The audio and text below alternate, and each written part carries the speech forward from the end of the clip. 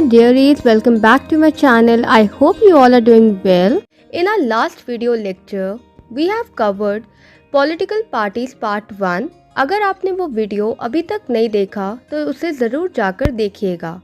और आज जो हम पढ़ने वाले हैं वो बहुत ही इंटरेस्टिंग सब टॉपिक है, तो चलिए शुरू करते हैं। स्टूडेंट, जैसा कि हमने लास्ट वीडियो लेक्चर में देखा कि political parties are very much important to run any democratic country in a proper manner, and simultaneously we have seen that political parties performs n number of functions and has three components as well, such as leaders, active members and followers. But do you know, political parties involve partisanship. Now you must be wondering what this term actually means, right?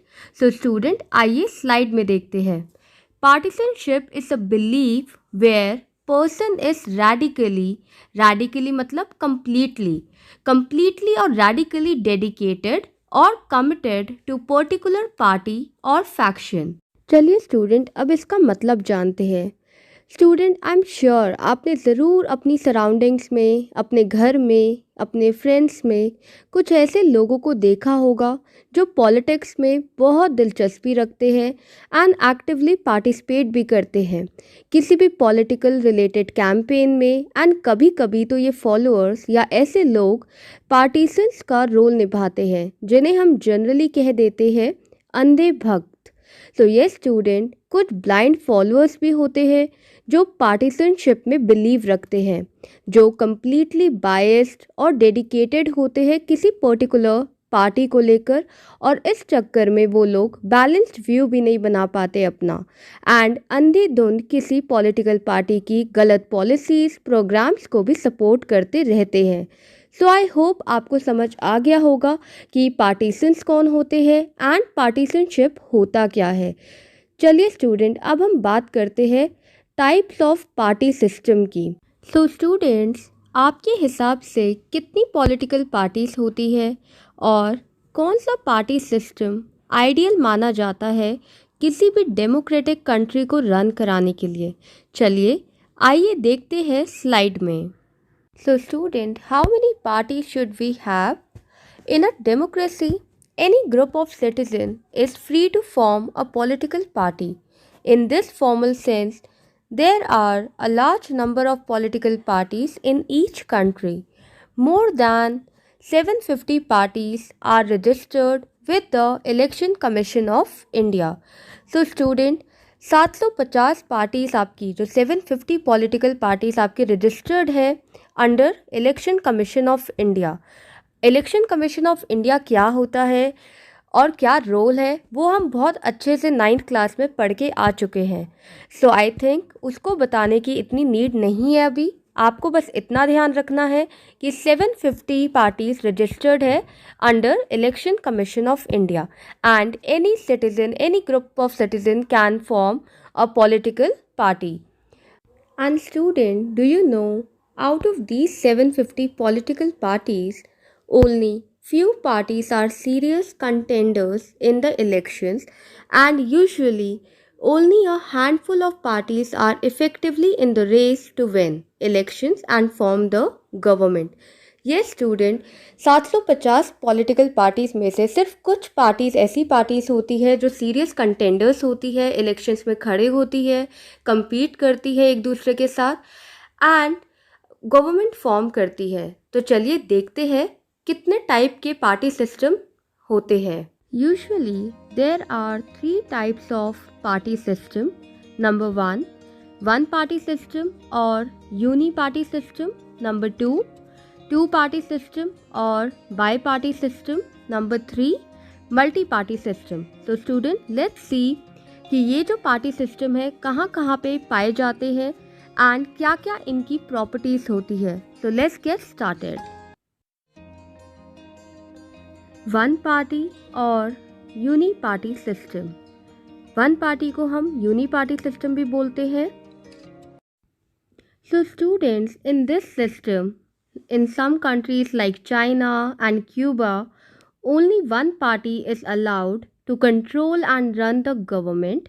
These are called one party system. This system is not considered as a good option for democracy. So obviously student, यहाँ पे dictatorship चलती है और dictatorship autocratic rule कभी भी अच्छा नहीं होता एज़ कम्पेयर टू डेमोक्रेसी। जैसे चाइना है, क्यूबा है, ये कुछ एग्जाम्पल्स है वन पार्टी सिस्टम के, जहाँ पर इस वन पार्टी सिस्टम को अडॉप्ट किया गया है, जहाँ पे एक के हाथ में सत्ता होती है, एक के हाथ में पावर होती है और वही जो गवर्नमेंट चलाता है और कंट्रोल करता है और अपने डिसीजंस लोगों पे इम्पोज करता है। उसी को हम वन पार्टी सिस्टम बोलते हैं, जहाँ पे लोगों के पास कोई एज सच चॉइसेस नहीं होती और वो लोग पॉलिटिकली इतना बढ़ चढ़ के पार्टिसिपेट नहीं कर पाते। So this is called as one party system. I hope आपको वन पार्टी सिस्टम या यूनी पार्टी सिस्टम क्लियर हो गया होगा। स्टूडेंट, इसके एग्जाम्पल MCQ में पूछे जा सकते हैं, तो make sure to take a screenshot of it. चलिए अब देखते हैं कि टू पार्टी या बाई पार्टी सिस्टम में क्या होता है एंड क्या क्या इसके एग्जाम्पल्स हैं। So students, in some countries, power usually changes between the two main parties. Such a party system is called a two-party system or bi-party system. For example, in USA and in UK, two major parties such as in USA, the Democrats and the Republicans, the Conservative Party and the Labour Party, ये आपस में ही क्या करते हैं, compete करते हैं and इनमें से ही कोई एक जीतता है और जो गवर्नमेंट फॉर्म कर लेता है। जहाँ पे टू पार्टीज इन्वॉल्व होती है, टू मेजर पार्टीज इन्वॉल्व होती है, वो आपका टू पार्टी सिस्टम ही कहलाता है। आई होप आपको टू पार्टी सिस्टम समझ आ रहा होगा। So in this party system chances of winning is between two main parties. I hope आपको क्लियर हो गया होगा। That is why two-party system is a party system in which two major political parties consistently dominate the political landscape. चलिए अब बात करते हैं सबसे मज़ेदार और सबसे अच्छे सिस्टम की, that is multi party system. So the third party system is multi party system. So student, in this party system several parties compete for power and more than two parties have a reasonable chance of coming to power either on their own or in alliance with others. It is called a multi-party system. For example, India has adopted this multi-party system only. Student, multi-party system में होता क्या है?